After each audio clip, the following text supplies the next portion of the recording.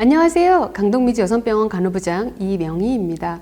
오늘은 요실금 환자분들이 꼭 신경 써야 할 음식과 생활 습관에 대해서 소개해 드리겠습니다. 요실금 환자라면 하루 마시는 물의 양을 잘 조절하셔야 하는데요. 규칙적으로 하루에 6컵에서 8컵 정도의 물을 충분히 마셔주시는 것이 중요한데요. 물을 너무 많이 마시면 뇨의가 수시로 일어날 수 있기 때문에 문제가 될 수 있고, 물을 너무 적게 마시면 소변의 농도가 짙어져서 방광을 자극하기 때문에 좋지 않습니다. 종이컵 기준으로 6컵에서 8컵 정도가 적당합니다. 저녁 6시 이후에는 가능하면 물을 마시지 않는 것이 좋겠습니다 라고 말씀을 드리거든요. 그래서 낮 동안 생활하시는 동안에 충분한 양의 수분 섭취를 하시고, 야간에는 수분 섭취를 줄이셔서 밤사이 야간료를 줄이는 것이 중요하다고 생각하시고, 음식도 가능하면 싱겁게 드셔서 물을 적게 드시는 것이 좋다. 제가 물을 적게 드시는 것이 좋다라고 말씀드리는 건 야간 시간대로 말씀드리는 겁니다. 요실금 질환에 있어서 술과 담배는 절대 피해야 할 중요한 요소입니다.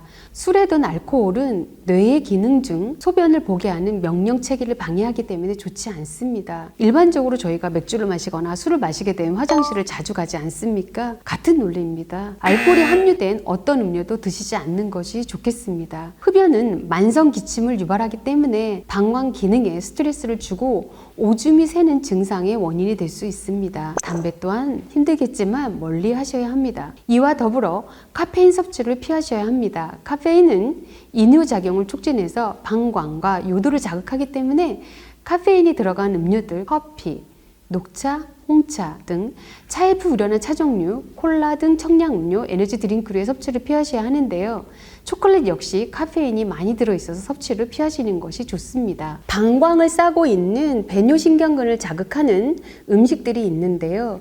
이 음식들을 먹게 되면 방광의 배뇨근들이 불안정으로 흔들리기 시작을 하면서 마치 우리가 피곤하면 눈밑이 떨리는 것 같은 증상을 유발할 수 있는 식품군들이 있는데요. 그와 관련된 식품군들은 일상생활 속에서 여러분들이 신경 써서 주의를 하시면 됩니다. 특히 신음식, 신과일은 상당히 저희가 주의를 요하기 때문에 우리가 신음식이라고 하면 제일 먼저 생각나는 게 오렌지, 레몬, 라임, 파인애플, 크랜베리, 서양 자두인 푸른 등을 얘기합니다. 특히 일상생활 속에서 우리가 오렌지 주스, 파인애플 주스, 푸른 주스처럼 과일 자체로 만든 주스를 섭취하기 쉬운데요.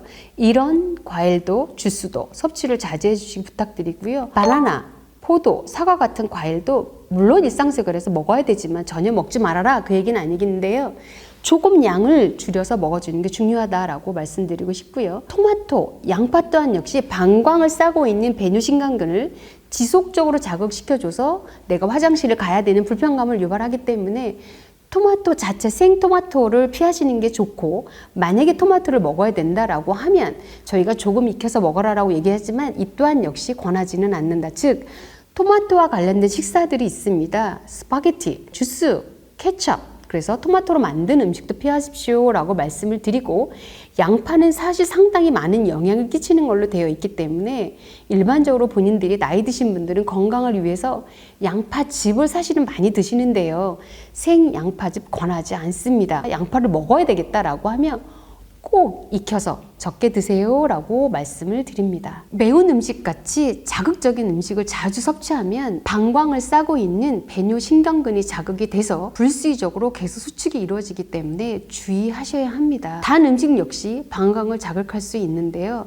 설탕, 꿀, 인공 감미료 같은 단맛을 주는 조미료가 많이 들어간 음식은 피하셔야 합니다. 조미료 중에서도 피해야 할 것들이 있습니다. 머스터드 소스, 간장, 식초, 매운 소스, 케찹, 마요네즈 등을 많이 드시면 요실금 증상이 악화될 수 있어 주의가 필요합니다. 이런 조미료가 많이 들어간 가공식품들도 피하시는 게 좋습니다. 특히 MSG 등 인공향신료가 많이 추가된 음식물, 캔 음식 등 가공된 식품들을 피하시는 게 중요한데요. 오래 숙성된 치즈, 신맛이 많이 나는 크림 종류, 한국 음식 중에서는 아주 오모가리 김치라고 하는 신김치 섭취를 피해 주시기 바라고, 다이어트 하신다고 식초를 물에 타서 먹는 홍초 같은 거 드시는데요. 그 또한 섭취에 주의해 주시기 바랍니다. 요실금 질환에 있어서 배에 힘이 들어가는 행동과 복압을 높이는 모든 생활 습관은 피하셔야 하는데요. 배변, 배노를 밀어서 복압이 높아지면 요실금 증상이 악화될 수 있습니다.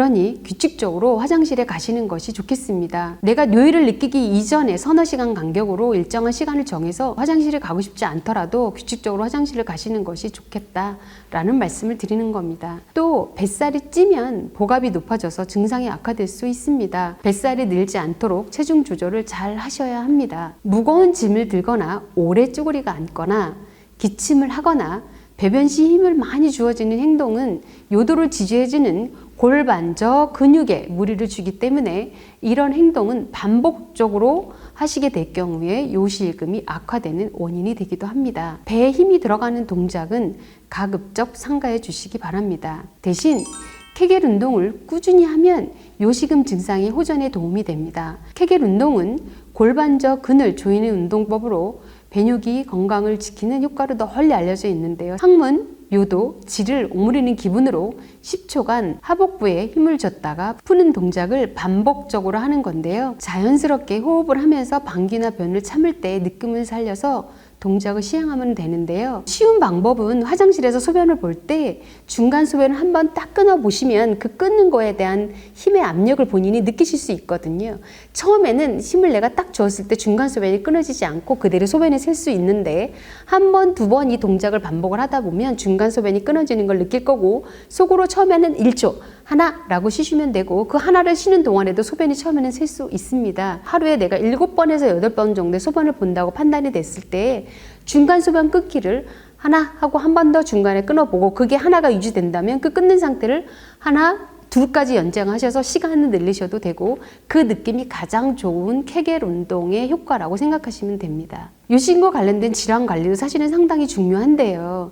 요실금을 유발하는 거는 질환 때문에도 유발이 되는 경우가 있는데요. 특히 당뇨, 고혈압, 우울증, 파킨슨 등 요실금을 유발하는 질환들이 있습니다. 이 질환이 있어서 요실금 수술을 하시거나 치료를 받는 경우에는 반드시 이 질환과 관련된 부분이 충분히 인지가 되고 내과와 산부인과와 관련돼서 복용하시는 약물과 관련돼서 충분하게 서로 의견 교환이 중요하다라고 생각하시면 됩니다. 오늘은 요실금 증상이 있는 분들이 주의해야 할 음식물과 생활습관에 대해 알아봤습니다.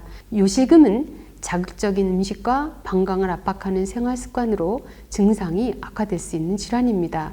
오늘 알려드린 음식과 생활 습관 등을 통해서 잘 관리하셔서 스스로 요실금을 잘 관리할 수 있도록 노력해 주시기 바랍니다.